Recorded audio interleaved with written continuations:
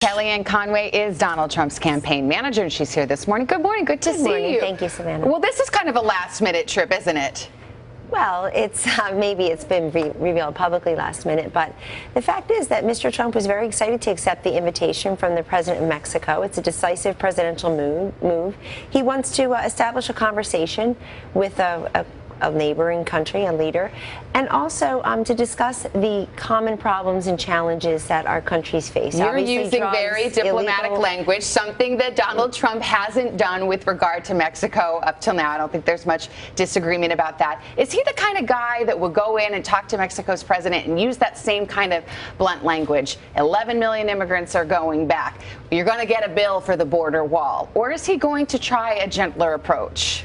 I think you'll see a very presidential Donald Trump today meeting with the president of Mexico, and we're just happy that the president of Mexico invited him. I'm sorry that Secretary Clinton is not going and has not accepted the invitation. I mean, I feel like she keeps following the leader. We're the leader here. People are in need in Louisiana, we get right there.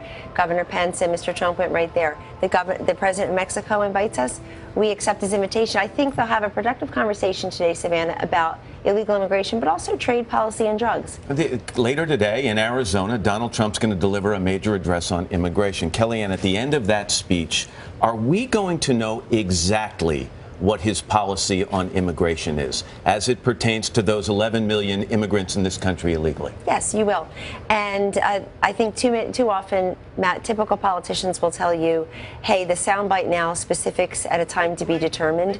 It's very presidential to go and lay out those policies ahead of time so people go into November 8th knowing what they're getting. The campaign has created its own confusion on this issue, though. So at the end of today, are we going to hear that there will, in fact, be a deportation force and those 11 million people living illegally in this country right now will have to leave before some of them have the chance to come back? You are going to hear many things from Mr. Trump today in his speech on immigration. One, no amnesty. He's absolutely going to build that wall that's been the centerpiece of his campaign from day one.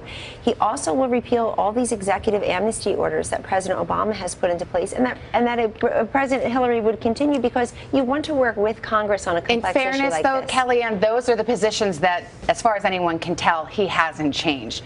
In the primary, he was as clear as day about it. Every single last illegal immigrant, whether criminal or not, if they're here illegally, they're going back. He did not mince words. Are we going to hear that today? Does he still plan to round up and deport every last illegal immigrant starting on day one? You are going to hear how he's going to address the 11 million and some other issues as well, including Savannah sanctuary cities. There's no reason that these angel moms like Laura and Julie and Michelle and Agnes and angel dad Jamil, no reason people should ever have to lose their children at the hands of an illegal immigrant murdering them because we have these sanctuary cities. Hillary Clinton is for that. He's not. It couldn't be more clear.